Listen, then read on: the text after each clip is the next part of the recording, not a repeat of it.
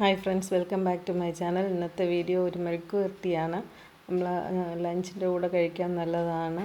അപ്പം എല്ലാവരും വീഡിയോ മൊത്തം സ്കിപ്പ് ചെയ്യാതെ കാണണം. ആദ്യമായിട്ട് കാണുന്നവരാണെങ്കിൽ സബ്സ്ക്രൈബ് ചെയ്യണം. വീഡിയോ കാണുന്ന കൂടുതൽ പേരും സബ്സ്ക്രൈബ് ചെയ്യുന്നില്ല, വ്യൂസ് വരുന്നുണ്ട്. പക്ഷെ സബ്സ്ക്രൈബ് ചെയ്യാത്തവർ പ്ലീസ് സബ്സ്ക്രൈബ് ചെയ്യണം.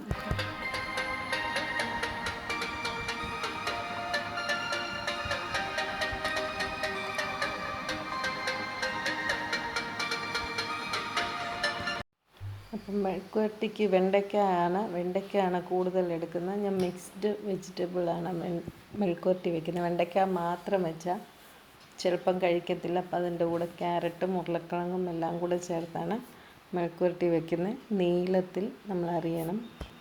വെണ്ടയ്ക്ക മെഴുക്കുവരട്ടി ചിലർ റൗണ്ടിലും വയ്ക്കും, അല്ലാതെ വലുതായിട്ടും ഇടും. ഞാനിങ്ങനെ ചെറുതായിട്ട് നീളത്തിൽ അരിഞ്ഞിട്ടാണ് വയ്ക്കുന്നത്. ഇവിടെ ഞങ്ങളുടെ രണ്ടുപേരുടെ ഫേവററ്റാണ്. പിള്ളേർക്ക് മെഴുക്കുവരട്ടി ഇത് ഭയങ്കര ഫേവററ്റാണ്. നമ്മൾ ചോറിൻ്റെ കൂടെ ഇത് കൊടുത്താൽ മതി. ചോറ് ലഞ്ച് ബോക്സിനൊക്കെ മെയിനായിട്ട് ഞാൻ കൊടുത്തു വിടുന്ന ഒരു ഐറ്റമാണിത്. ഒത്തിരി ദിവസത്തിന് ശേഷം ഈ ആഴ്ച ഞാൻ കറക്റ്റായിട്ട് വീഡിയോ ഇട്ടിട്ടുണ്ട്. ഇന്ന് കേരള സ്റ്റൈൽ കുക്കിങ്ങിലാണ് മെഴുക്കുവരട്ടിയായിട്ട് വയ്ക്കുന്നത് ഇടുന്നത്. അപ്പോൾ അടുത്തത് നമ്മൾ ക്യാരറ്റാണ്. ക്യാരറ്റും അതേപോലെ നീളത്തിൽ ഇച്ചിരി കട്ടി കുറച്ചാണ്. ക്യാരറ്റിന് ഇച്ചിരി വേവുള്ളതുകൊണ്ട് തീരെ കനം കുറച്ച് നീളത്തിൽ അരിഞ്ഞെടുക്കുക. വെറും വെണ്ടയ്ക്ക മാത്രം ഇട്ടാൽ അത്രയും കളർഫുള്ളായിട്ടും ഇരിക്കത്തില്ല. അപ്പോൾ ക്യാരറ്റും ഉരുളക്കിഴങ്ങും കോളിഫ്ലവർ ഉണ്ടെങ്കിൽ അതും കൂടെ ഇതിൻ്റെ കൂടെ ചേർത്തിടാം. ഇതിൻ്റെ കൂടെ ഞാൻ ഇച്ചിരി വെളുത്തുള്ളിയും ഇഞ്ചിയും കൂടെ ചെറുതായിട്ട് കൊത്തി അരിഞ്ഞിടും. ചതച്ചിട്ടാലും നല്ലതാണ്. പിന്നെ പച്ചമുളകും എരിവിൻ്റെ അനുസരിച്ച് പച്ചമുളക് ആവശ്യത്തിന് ഇടുക. പിന്നെ ചുമന്നുള്ളി അല്ലെങ്കിൽ സബോളയാണ് എടുക്കേണ്ടത്. ഞാൻ സബോളയാണ് എടുത്തിരിക്കുന്നത്. ഒരു സബോള നമ്മൾ ചെറുതായിട്ട് അരിഞ്ഞിട്ട് ഇടണം. നമ്മൾ ഈ പച്ചക്കറി അരിയുന്നതിൻ്റെ വേസ്റ്റും ഉള്ളിത്തൊളിയും ഇതെല്ലാം നമ്മൾ ഗാർഡനിൽ ചെടികൾക്ക് യൂസ് ചെയ്യാവുന്നതാണ്. അപ്പോൾ അതിനെക്കുറിച്ചുള്ള ഒരു വീഡിയോ ഞാൻ അടുത്തൊരു ദിവസം തന്നെ ഇടുന്നതായിരിക്കും. ഈ വെളുത്തുള്ളിയും ഇഞ്ചിയും ഒക്കെ ഇട്ട് വയ്ക്കുമ്പം മെഴുക്കുവരട്ടിക്ക് പ്രത്യേകം ടേസ്റ്റാണ്. അപ്പോൾ പിള്ളേർക്കൊക്കെ ഇഷ്ടപ്പെടുകയും ചെയ്യും. ആ ഒരു മണം വരുന്നതുകൊണ്ട് ഗ്യാസ് ഉള്ളവർക്കും അസിഡിറ്റിക്കും ഇതെല്ലാം കൂടെ നല്ലതാണ്. അതുകൊണ്ട് മാക്സിമം എല്ലാത്തിനകത്തും വെളുത്തുള്ളിയും ഇഞ്ചിയും ഞാൻ മാക്സിമം ഇൻക്ലൂഡ് ചെയ്യാൻ നോക്കും. അപ്പോൾ നമുക്കിതെല്ലാം റെഡി ആയിട്ടുണ്ട്. ഇനി ഉരുളക്കിഴങ്ങും കൂടെ വെള്ളത്തിൽ അരിഞ്ഞിടാനാണ്. അപ്പോൾ ഈ വെള്ളത്തിലിടുന്നത് കറക്കാതിരിക്കാൻ വേണ്ടിയിട്ടാണ്. പക്ഷേ ആ വെള്ളവും നമ്മൾ കളയരുത്. ആ വെള്ളം ചെടിക്ക് ഒഴിക്കാൻ ഏറ്റവും ബെസ്റ്റാണ്. പൂച്ചെടികൾക്ക് ഒഴിക്കണം.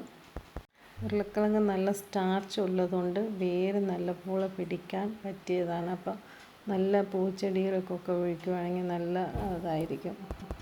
ഉരുളക്കിഴങ്ങാണ് പിള്ളേർക്ക് കൂടുതൽ ഇഷ്ടം. അങ്ങനെയാണെങ്കിൽ ഉരുളക്കിഴങ്ങ് കൂടുതൽ ഇട്ടാൽ മതി. ഞാൻ വെണ്ടയ്ക്ക ഞങ്ങളുടെ രണ്ടുപേരും നല്ലപോലെ കഴിക്കുന്നതായതുകൊണ്ട് കൂടുതലായിട്ട് ഞാൻ വെണ്ടയ്ക്കയാണ് എടുത്തിരിക്കുന്നത്.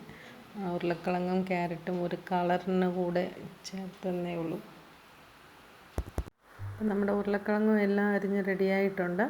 ഇനി നമുക്കിത് മെഴുക്കുവരട്ടി വയ്ക്കാം. ആദ്യം ഒരു പാനിൽ ഞങ്ങൾ വെളിച്ചെണ്ണയാണ് എല്ലാത്തിനും ഉപയോഗിക്കുന്നത്. അപ്പോൾ വെളിച്ചെണ്ണ ചൂടായിട്ടുണ്ട്.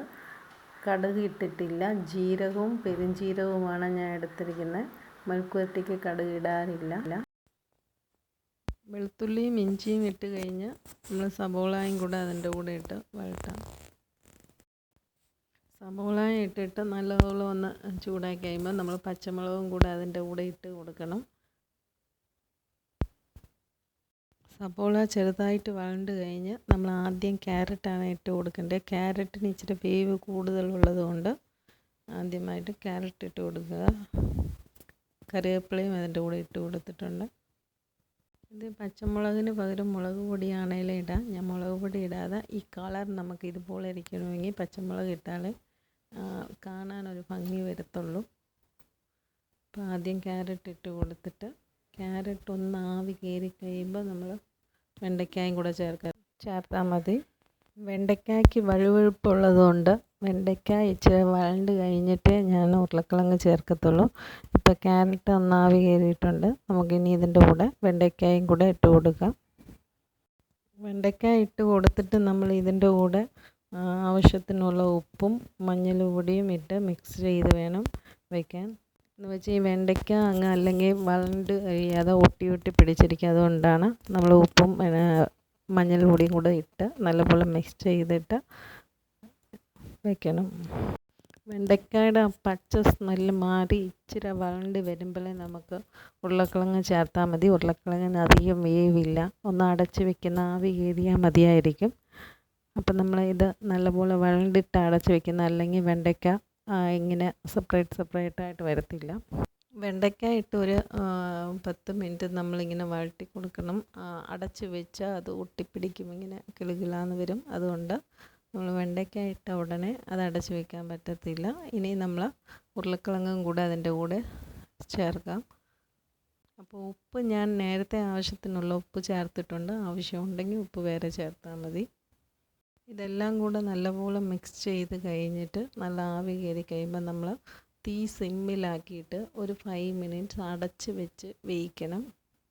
ഇതിനകത്തൊന്നും ഒരു തുള്ളി വെള്ളം പോലും നമുക്ക് ചേർക്കണ്ട. അത് ഡ്രൈ ആയിട്ട് കിട്ടാൻ വേണ്ടി ഇങ്ങനെ അടച്ച് വെച്ച് വേവിച്ചാൽ മതി. അടയ്ക്കുമ്പോൾ അതിൻ്റെ ഈർപ്പത്തിൽ തന്നെ ഇത് വെന്തോളും. ഇപ്പോൾ അടച്ച് വെച്ച് 10 മിനിറ്റ് കഴിഞ്ഞ് നല്ലപോലെ വെന്തിട്ടുണ്ട്. നമ്മളിനി ഈ ആവി കയറിയ വെള്ളം ഇതിനകത്തുണ്ട്, അത് ഡ്രൈ ആകാൻ വേണ്ടി ഒരു 5 മിനിറ്റ്സ് കൂടെ വെക്കണം. നല്ല ഡ്രൈ ആയിട്ട് ഉതിരിയായിട്ട് നമ്മുടെ മെഴുക്ക് പുരട്ടി റെഡി ആയിട്ടുണ്ട്.